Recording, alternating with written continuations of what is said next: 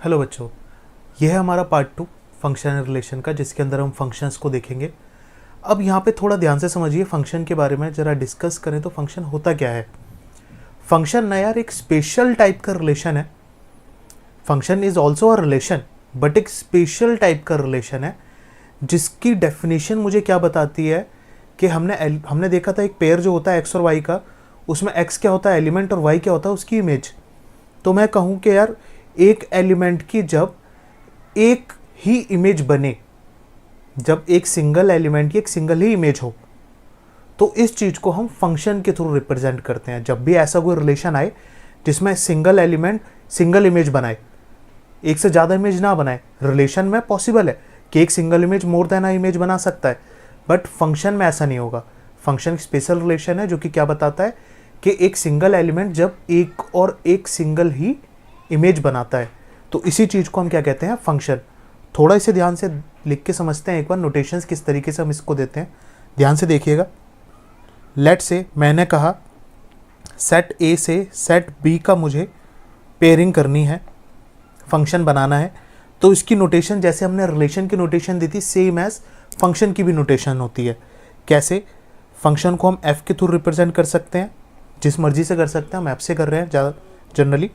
F A से B का, F is a function such that A to B by let say F X equal to X plus 4। ये मैंने बोल दिया कि ये क्या है, एक फंक्शन। ये जो हमारी नोटेशन है ये क्या रिप्रेजेंट कर रही है, ए से बी के बीच में फंक्शन। अब थोड़ा मैपिंग के थ्रू समझने की कोशिश करते हैं फंक्शन क्या होता है। मैंने कहा कि यार सेट ए है एक और एक है सेट बी, इन दोनों के बीच में पेयरिंग हो रही है। 1 2 3 4 5 6 7 8। लेट्स से हम इस वाले फंक्शन की बात नहीं कर रहे जो हमने ऊपर डिफाइन किया, हम एक जनरल ऐसी बात कर रहे हैं कि ए से बी के बीच में अगर रिलेशन हो, फंक्शन बनाना हो, तो फंक्शन कैसे होगा। मैंने कहा इसका सिंगल इमेज ये, तो ये एक फंक्शन का एग्जांपल है कि जिसमें एक एलिमेंट सिर्फ और सिर्फ एक इमेज बना रहा है, और दूसरा ए से बी, इसमें भी 1 2 3 लेट्स से 5 6 7।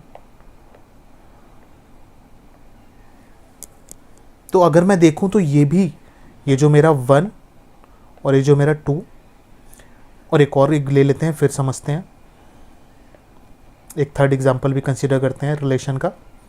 1 2 3 4 1 2 3 4 सेम भी हो सकते हैं, लेट से 4 मान लेते हैं। मैंने कहा 1 का 4, 2 का ये। अब जरा इसे ध्यान से समझिएगा। अब ये जो मेरा फर्स्ट रिलेशन है, क्या ये फंक्शन भी है?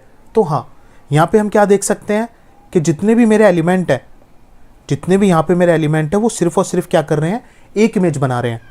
तो हाँ, 1 मेरा एक फंक्शन है, 2 भी क्या मेरा एक फंक्शन है। ध्यान से देखिए, क्या ये मेरी डेफिनेशन को फॉलो कर रहा है? एक एलिमेंट एक ही इमेज बना रहा है, तो 1 की इमेज है 5, 2 की भी इमेज है 5। तो हाँ, मेरा एलिमेंट एक ही इमेज बना रहा है। वो बात अलग है, 2 एलिमेंट एक इमेज को रिप्रेजेंट कर रहे हैं, बट एक एलिमेंट 2 इमेज को रिप्रेजेंट नहीं कर रहा है यहाँ पे। तो ये भी एक टाइप का क्या कह सकते हो आप इसे, फंक्शन। ये भी मेरा क्या होगा, एक फंक्शन। क्यों? क्योंकि यहाँ पे एक एलिमेंट एक ही इमेज बना रहा है। और थर्ड वाला देखिए, थर्ड वाले में 1 का एक सिंगल इमेज है, लेकिन 2 की यहाँ 2 इमेज हो गई हैं। तो डेफिनेशन गलत हो गई फंक्शन की। फंक्शन ने क्या कहा था कि भाई जब एक एलिमेंट एक ही इमेज बनाए, यहाँ तो एक एलिमेंट 2 इमेज बना रहा है। तो ये एक फंक्शन, तो ये एक रिलेशन तो है, बट नॉट अ फंक्शन। कि ये मेरा रिलेशन तो है बट फंक्शन नहीं है। फंक्शन क्यों नहीं है? क्योंकि यहां पे एक एलिमेंट की मोर देन अ इमेज बन चुकी है। समझ पाए आप फंक्शन क्या होता है? फंक्शन बेसिकली एक रिलेशन ही है, बट एक स्पेशल रिलेशन है जिसके अंदर हम कहते हैं कि एक एलिमेंट की एक ही इमेज होगी। और आप ध्यान से समझिए यार, ये रियलिटी भी है थोड़ी। क्योंकि अगर मैं कहता हूँ ना कि यार हम जैसे यूज़ भी करते हैं अपने रियल लाइफ में इक्वेशंस वगैरह, ये हम कहते हैं ना एक इनपुट के 2 आउटपुट नहीं हो सकते। एक इनपुट के 2 आउटपुट नहीं होते, एक इनपुट का एक ही आउटपुट होता है। ये भी हो सकता है 2 इनपुट का एक सिंगल आउटपुट हो। जैसे हमने डिस्कस किया था कि कीबोर्ड है, कीबोर्ड में यार 2 बार पे नंबर पैड होते हैं, कई कीबोर्ड्स में 2 नंबर पैड होते हैं, एक साइड में नंबर्स का ऑप्शन होता है और एक आपके जो कीज होते हैं उसके ऊपर भी एक नंबर का ऑप्शन होता है। तो क्या ऐसा होता है यहाँ का 1 दबाऊं तो कुछ और दबाएगा, वहाँ का 1 दबाऊं तो कुछ और इनपुट दे रहा है, आउटपुट दे रहा है। दोनों ही इनपुट एक ही आउटपुट को रिप्रेजेंट कर रहे हैं, लेकिन कभी ऐसा नहीं होता कि एक बटन दबाने से 2 चीज़ें हो रही हैं। एक इनपुट का एक ही आउटपुट बनना चाहिए। तो reality is a function. Relation तो कह सकते हो आप, एक चीज़ है कि एक टर्मिनोलॉजी हमने बना दी, लेकिन रिलेशन में भी एक स्पेशल रिलेशन ज़्यादा वर्क करता है, विच इज़ फंक्शन, क्योंकि हमारी रियलिटी में फंक्शन ही यूज़ होता है, एक इनपुट का एक आउटपुट। इसको कहावत के थ्रू थोड़ा समझना चाहो तो इसे ऐसे समझिए, एक तीर से 2 निशाने नहीं लगाए जा सकते, बट 2 तीर से 1 निशाना लगाया जा सकता है। This is function, simple. तो ये हमारा हो गया फंक्शन। अब देखिए यार, कुछ स्पेशल टाइप के भी फंक्शन होते हैं, लेकिन कुछ फंक्शन समझने से पहले जरा हम एक बार अलजेब्रा को समझते हैं फंक्शन के लेट्स से मैंने कहा कि मेरे पास ना 2 फंक्शन है, एक f फंक्शन है और एक g फंक्शन है। जो f फंक्शन है वो a से b के बीच में है, ठीक, एंड g मेरा एक और फंक्शन है वो भी a से b के बीच में है, ठीक। 2 फंक्शन है जो कि आपके सेम सेट के ऊपर अप्लाइड है, a टू b, ऐसा नहीं अलग अलग, सेम सेट पे अप्लाइड है। इन दैट केस मैं कह सकता हूं क्या, फंक्शन f और g का एडिशन हो सकता है क्या ये एडिशन को परफॉर्म करते हैं? तो हाँ, ये एडिशन को परफॉर्म करते हैं। हम दोनों फंक्शन को ऐड कर सकते हैं। सिंपली हम क्या करेंगे, f of x plus g of x कर सकते हैं इसे, और इसे डिनोट कैसे कर सकते हैं, f plus g of x, इस तरीके से भी डिनोट कर सकते हैं, या फिर एक नए फंक्शन के थ्रू भी डिनोट कर सकते हैं, लेट्स से hx। समझ पाए आप कि 2 फंक्शन का एडिशन परफॉर्म हो सकता है सिर्फ और सिर्फ तभी जब दोनों फंक्शन एक ही तरीके के सेट को रिप्रेजेंट कर रहे हो। जैसे फंक्शन f a से b का फंक्शन है, फंक्शन g भी a से b का फंक्शन है, तब ये दोनों ऐड हो सकते हैं। अगर ये दोनों ही अलग अलग डोमेन्स के हों, अलग अलग मतलब सेट को रिप्रेजेंट करो, तब इनका ऐड होना बड़ा मुश्किल है। क्यों? क्योंकि आप समझ सकते हैं जब दोनों को हम ऐड करेंगे, दोनों के इनपुट अलग है और आउटपुट अलग है, तो दोनों को ऐड करने से क्या हो, पहले तो उन सेट्स का मर्जर करना पड़ जाएगा मुझे। यहाँ पे सेट का बिना मर्जर करे अगर मुझे परफॉर्म करना है तो मैं ये चीज़ लिख सकता हूँ क्या, कि दोनों फंक्शंस जब सेम सेट को रिप्रेजेंट कर रहे हो सेम सेट से, तो मैं कह सकता हूँ क्या, कि उन दोनों को मैं ऐड भी कर सकता हूँ। सेम एज मैं दोनों को माइनस भी कर सकता हूँ।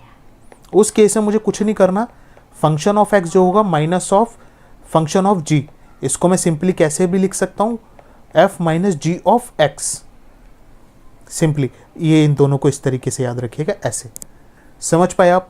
अगेन मल्टीप्लाई भी पॉसिबल है, मल्टीप्लाई के केस में भी सेम f इंटू जी कर सकते हैं हम, उसको लिख सकते हैं F x into F G x.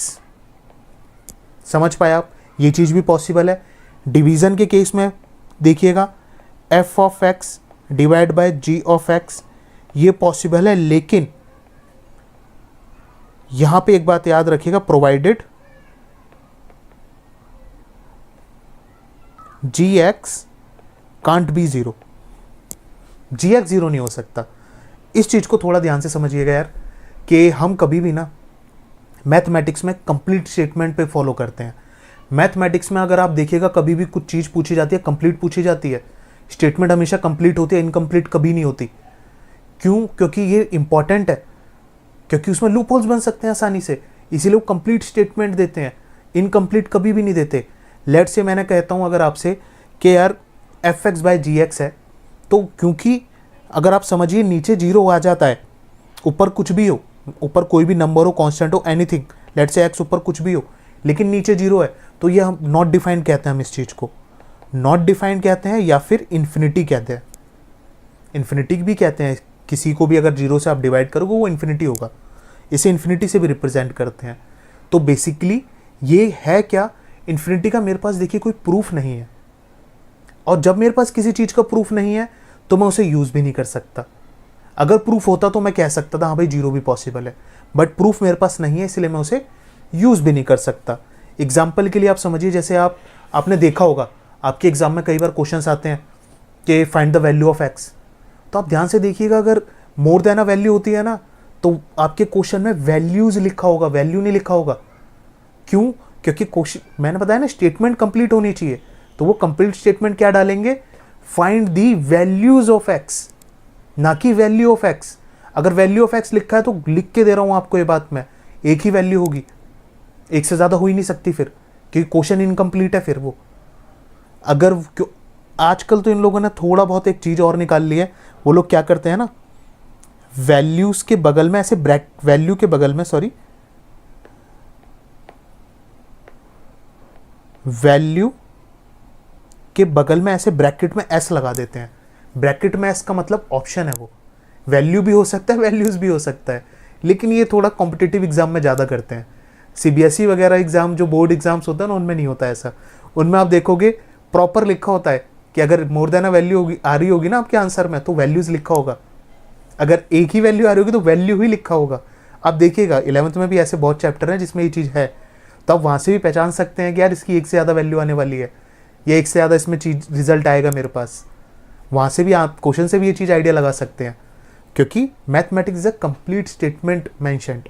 Mathematics हमेशा कंप्लीट स्टेटमेंट को मेंशन करती है, इस वजह से।